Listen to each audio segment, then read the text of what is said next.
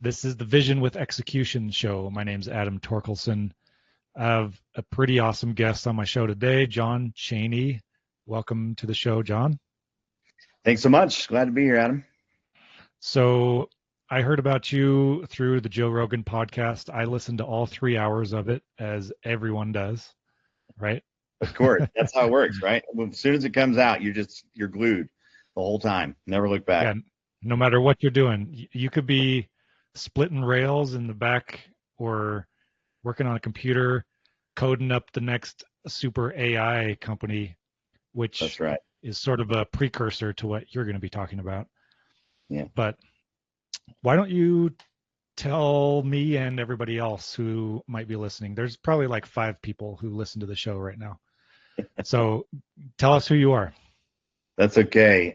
So yeah, Jon Cheney. I do a lot of things. I started a company back in. I've been an entrepreneur my whole life, but started my first one that really took off. Right, raised $13 million for it. Started back in 2016. Company called Seek, and that was in the augmented reality immersive space. And we did some really cool stuff. Really took the company to be one of the top companies in the world as far as a SaaS application for B2B 3D content. And after 8 years of that, sold out.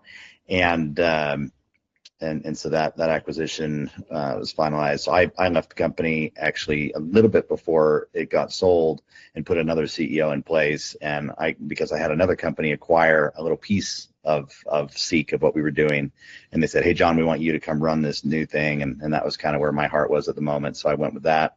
Left somebody else, and then we sold the company off. But bottom line is, have been through the ringer in the startup world, and had some successes and plenty of failures to go along with those that all add up to the big picture.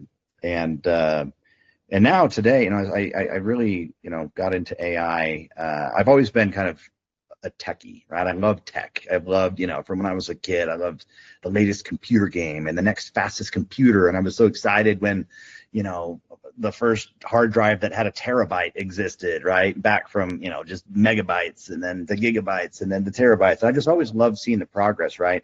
And obviously, owned an augmented reality company, which was, very cutting edge. And then AI, I only had to switch one letter, right? And jumped into this. And so I've just kind of always been pushing the limit, right? And enjoying that. And so today I run a company called the General AI Proficiency Institute, which is a long name, or a Gen AIPI. And really we focus on helping businesses and individuals, entrepreneurs, people be more prepared for AI, right? In the business world. That's really what we focus on. So do that. And so that's the professional side. I, just in my office here, I've got several pianos. I've got 3 pianos just in this room alone, and Aragorn's sword over there, right? Anyway, love movies, love music, and do that actually at a professional level as well. So I do a few things, and I could probably talk about a couple more, but those things take up a lot of time. Yeah, and I am not the Joe Rogan podcast, so I only spend about 30 minutes with each of my guests, because I feel like that's about the time span somebody's going to give to any one particular show. Okay. So let's try and pack in as much as we can while we have time. And I have zero expectations for how this is going to go. I make up each episode as I go along. Yeah. I probably shouldn't do it that way, but that's my style, because I feel like they're just like conversations I have with somebody, just getting to know them. And if I try and structure a conversation any particular way, it gets kind of boring to me, just to be honest. No, I agree. Going down a list of questions can get boring, but yeah, let's just have a good conversation and let people listen in. Yeah. So I really like that you mentioned your pianos and your Aragorn sword. It really adds a dimension to you that I'm going to start asking questions about for just a second. I also have a background in music, not professionally. My family recorded a CD way back in the day. Cool. And it was just like basic hardcore metal. Yeah, us common North Dakota hardcore metal folk. Exactly. Growing up on the farm, pumping some oil, rocking some heavy metal. Perfect. I was homeschooled too. And we basically learned how to read and write and do music. That was our education. That's all you need, man. I love it. Yeah. And so how did you get into music, and how do you do it professionally? Maybe do some name dropping while you're at it. Yeah, I started playing the piano when I was like 3, and had lessons for a few years in there from about age 7 to 12. But for the most part, I'm pretty self-taught. Did all the AP music, and I was in jazz band, and all those things. Played the saxophone as well. Got a saxophone chilling right there as well. Anyway, Nice. so in jazz band, I would play the piano. I'd do like a piano solo, and then I'd switch to my saxophone on stage. Anyway, it's really fun. So anyway, I've always just loved music, and I've always really loved movie music, right? Like John Williams and the Hans Zimmers and Thomas Newman, Alan Silvestri. Like those guys are my heroes, and that's the kind of music I just love to listen to, right? If I'm just like I need to get in the mode, I'm turning on Thomas Newman. I'm turning on my list, and I'm just gonna let that drive me forward. I just barely saw the movie F1, and man, Hans Zimmer just nailed it with that one. It's a Nice.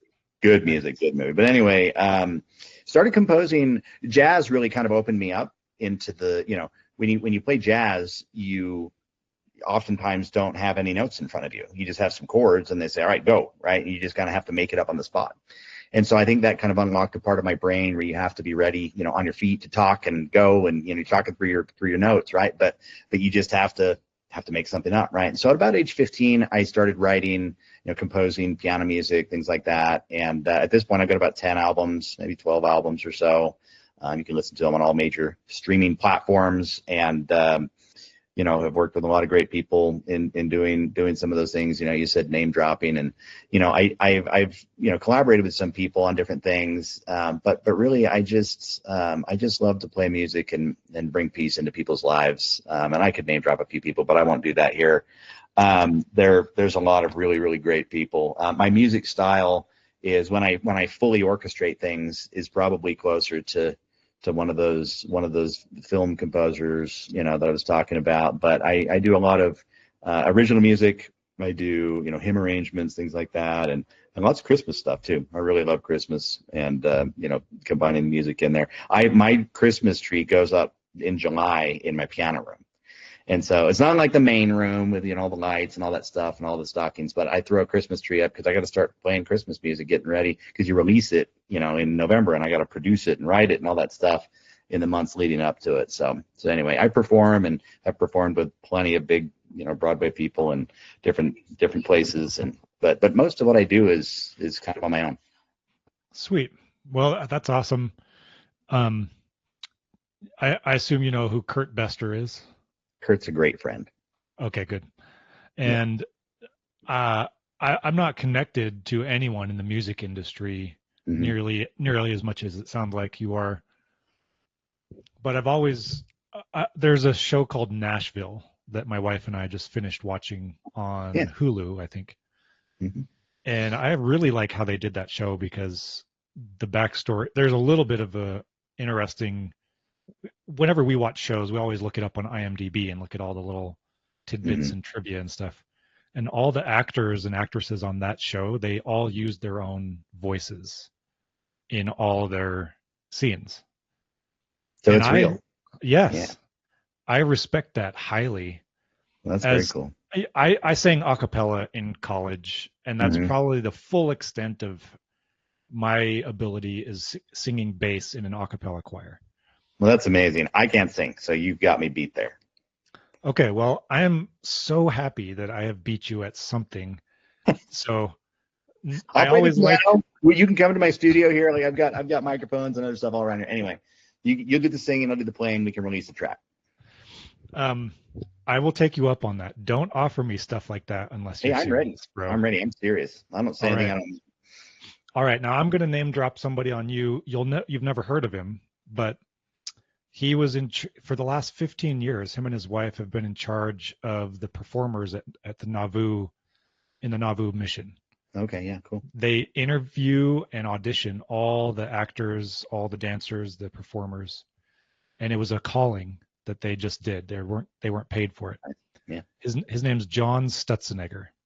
It's another really easy to misspell name, but he's an amazing vocal artist, and he plays the piano or the guitar. And I went to high school with his wife, and he and I were companions on our mission. Oh, nice. And he's he's one of my best friends, but it, I don't know where I'm going with this. But he and I love talking about music, and he's way more of a music nerd than I am. But he's going to listen to this podcast, and he's going to look you up and probably stalk you on the internet from here I on love out. it. I live to be stalked. So Beautiful. So, John, just real quick, you're married, kids, yeah, married, all four the kids. stuff. Yeah, I live in a place called West Mountain, Utah, which is just a nice place with a bunch of ranches out here. And I'm kind of a fake farmer. We've lived here about 3 years. I have a tractor, so that's cool. That makes me feel like a Yep. farmer. And about 60 chickens. My wife's got a nice horse, and probably grabbing another one pretty quick here. We used to have goats, but man, those things just like to destroy, and so we got rid of those. But anyway, yeah, live out here, have a good time. That's cool, man. I gave up farm life when I moved out of North Dakota Mhm. growing up and became a city boy in Provo. That's where I graduated high school. Awesome. But now I think about tech a lot myself. And I started my tech career at SEO.com many, many moons ago. And these days, SEO and AI are kind of crashing and or merging into each other in a lot of ways. And I know you have somewhat of a background in SEO yourself, all Yeah, kinds yeah. of technology, but you know I SEO. know my way around it for sure. Yeah, I know what's going on. Yeah. So I was the last time we talked on the phone, I was super fascinated. This has nothing to do with SEO, but I was fascinated by what you're doing right now for the company you started, Gen AI Institute. Is that what it Yeah, was? yeah. Gen AIPI. Yeah. Okay. You were telling me about some of the students who've gone through your 9.5 hour course. I believe that's how long you said it was, Hmm. who have started up companies that two of them you said have done about six figures Yeah. Well, each. yeah. They passed the 100,000 mark, right? So one of them, yeah, one of the companies is it's actually a volleyball related company, which is pretty cool. Just basically, if you ever heard of Cameo, if you ever heard of Cameo, right, where you can like pay to have an actor say something to you or whatever, kind of I've same used it. model. Yeah. But yeah, me too. It's awesome. It's kind of fun.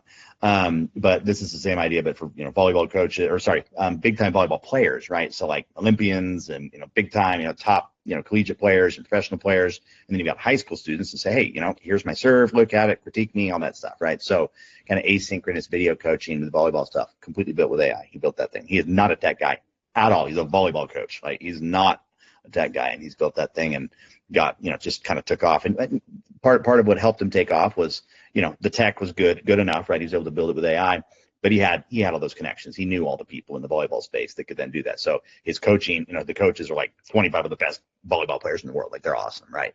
And so anyway, that was pretty cool. And then the other one really is focusing on helping businesses prototype and build MVPs with AI, because he got really good at the process that I taught him during the course. And he's like, oh, I think other businesses would like to do this. And so now businesses hire him to help them kind of launch their MVPs and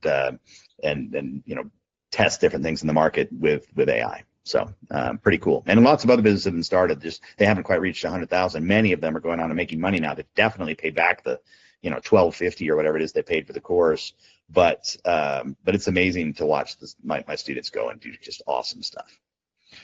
Well, I think it's awesome that you came out with this product, this course, this um, cohort system of teaching people, just regular people, how to use AI to do all kinds of stuff that they never would have thought they had the capability to do, Yeah.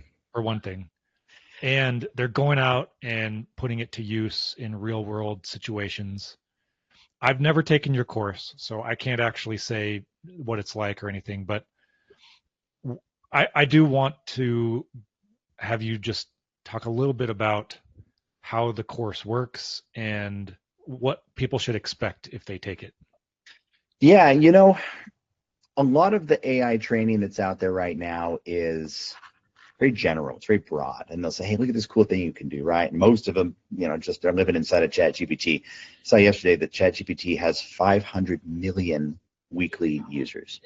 That's crazy, right? Considering how long they've been out, I mean, just a couple years, that's insane, man. Like that's like, internet browser status, right? I mean, it's just incredible, right? Chrome, I think, has 3 billion users, but and actually OpenAI just announced that they're coming out with a web browser in the next few weeks. So I'm excited to see that. But the bottom line is, one of the things that I really bring to the course that's different is, I have this entrepreneurship experience, right? I've been there. I've raised money. I've ran, 50, 60 person teams, right? I haven't done the 1,000-person teams. I haven't been Fortune 500 CEO, but I've been the startup CEO. I know how to do that. I know how to do that early stage. And I also know that a lot of people, most people, including me even, right, are held back from starting something that they want to do because they don't have the money. And they don't know how to code. They don't know how to make the software. They hardly even know how to make the website, even if you use something like Wix, right? And that's just for like basic e-commerce type stuff, right? But if you want to really build an idea where you've got this cool CRM for, I don't know, hair salons or, whatever it is you want to do, right? You have to be able to code. And so if you're the business side, the idea guy, maybe the stay-at-home mom, and you've got this idea and you want to do something, you're just like, man, I just wish I could do it. And now all of a sudden with AI, in just a matter of hours, you can spin up a completely new system that's ready to rock, that's ready for customers in about a day. I did kind of a sprint, and I spent like 10 hours, 3 days in a row, Thursday, Friday, Saturday, to launch Gen AI PI. And it's a complex piece of software with admin tools and user roles and quizzes and certifications and trainings and all these modules and all these things, like really complex stuff that prior. So I did the math, did analysis on this. So again, I've raised money. I've paid $300,000 to developers, right? And I've done that before. I know what it costs and what it takes to build a business.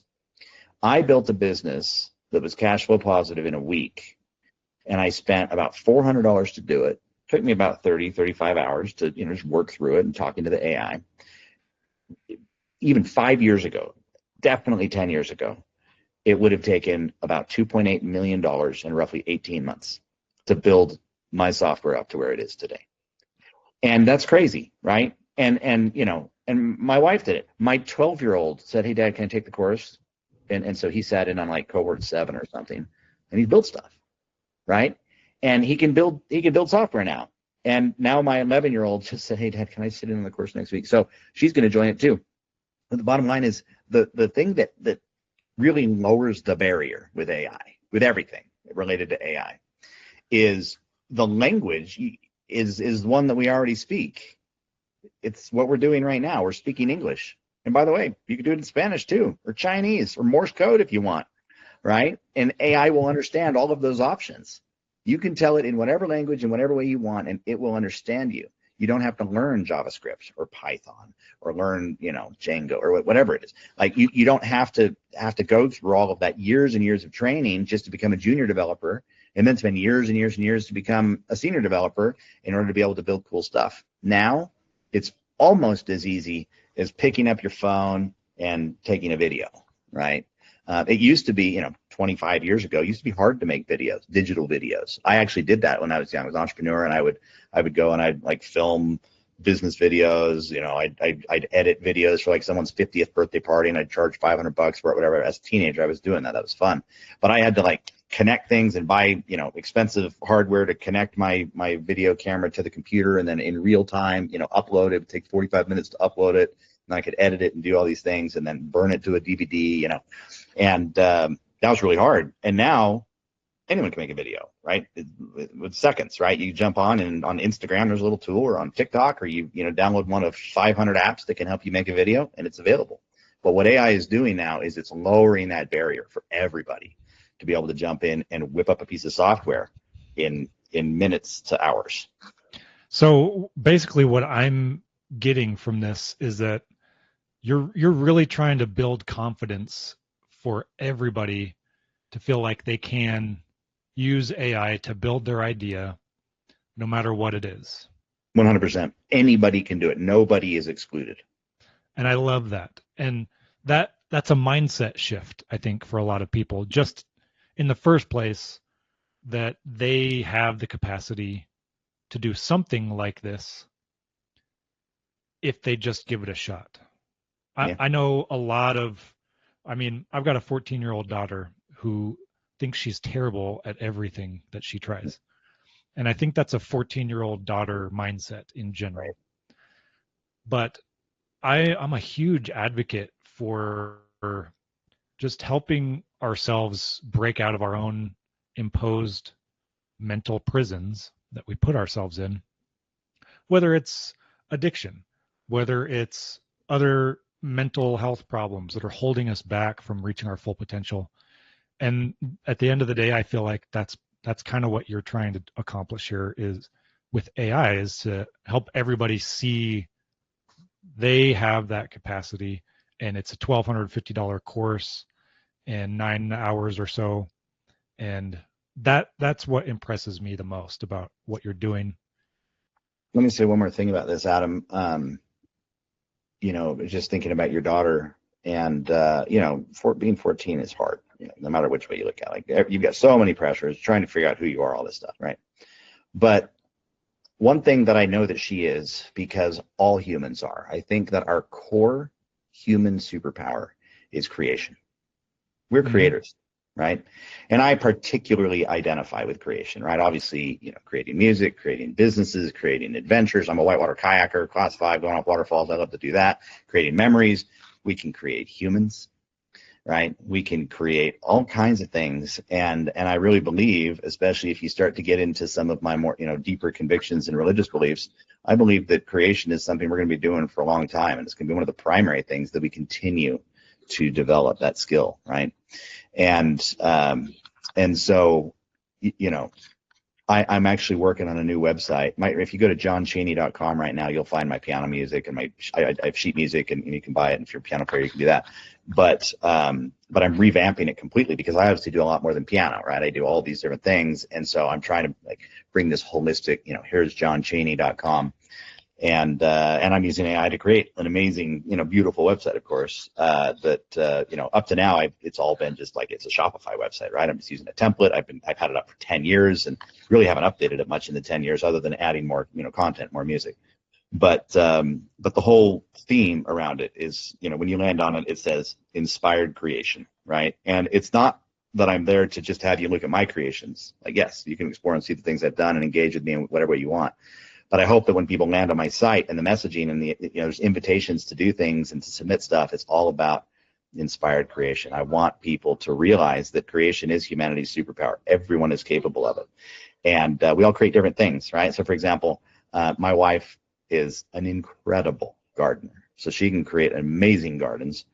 I can't. I mean, I know how to water them and pull weeds, but I can't, I don't have the green thumb. I can't create that way. Some people are creating in the kitchen, and they just make unbelievable food, and that improves people's lives. And other people create in every way. But everybody, where we really find happiness as humans, I think, is when we're creating. And I would have to completely agree. And yeah, my own religious convictions are in exact alignment with yours. And I would even go so far as to say, if anybody listening is following along with Come Follow Me right now, section 76 of the Doctrine and Covenants talks about this whole where we're going after we die and what we're meant to be doing in that Mm-hmm. time, the eternities. And I'm glad you brought that up, John, because I always try and bring up a spiritual aspect in every one of my episodes, and you beat me to it. So thank you. Awesome. Yeah. We kind of have to wrap up, unfortunately, but this has been really fun and interesting for me. Just the quick little conversation we were able to have about the cool stuff that you're involved in, John. And if you wouldn't mind taking just a minute real quick, what is the main call to action that you want to put out there? It could be anything, but what would that be if you wanted people to take an action on what we're just talking about? Yeah, you know what? Obviously, you can come take my course. I mean, that's cool, but you don't have to either, right? If you want to just go learn, right? But the best way to learn is to do, right? If you just sit back and you say, I just don't understand it, then yeah, you're not going to progress. But get uncomfortable and go try things, right? If you want to learn AI, jump on Instagram and follow AI pages, right? Where there's lots of things that teach you. I learn a lot that way. Get on X, get on whatever your platform is, right? And find AI creators and content creators. Follow me on LinkedIn, Instagram. I talk about it a lot, whatever.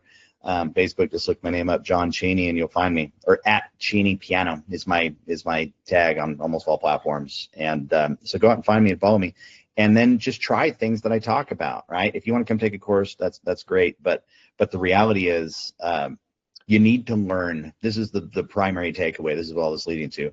The primary takeaway is you cannot ignore AI. You cannot. It is such a profound and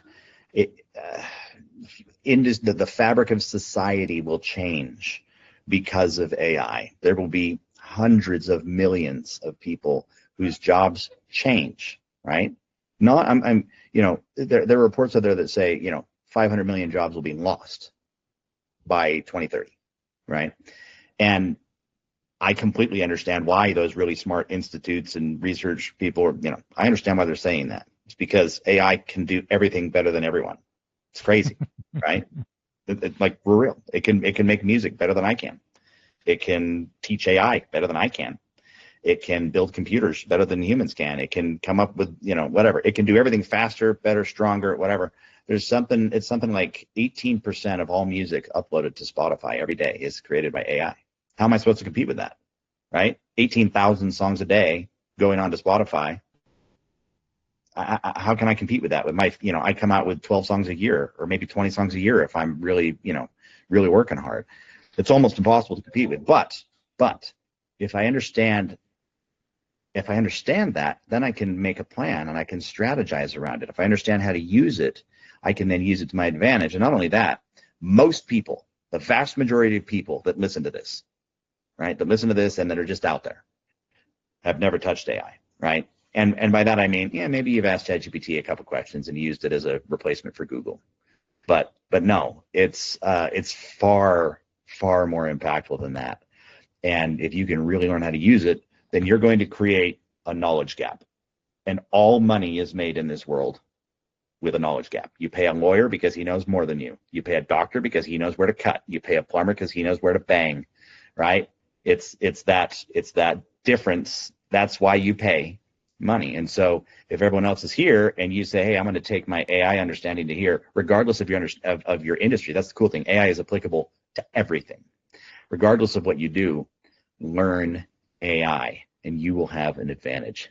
Don't sit on the sideline anymore. Jump in. Awesome. It's a great call to action. And with that, we're going to conclude our show today. Thanks so much, Jon. This My pleasure, Adam. Thanks for having me. Great episode of the Vision with Execution show, and I hope everybody goes and follows Jon Cheney Piano. Is that what the handle was? Cheney Piano? Yep, at Cheney Piano. Cheney, Cheney. Go find me, Jon Cheney. Or look me up on, like Apple Music if you want to, fall asleep to soothing music. Awesome. Okay. Well, thank you so much, Jon. Okay. Thanks so much. Bye-bye.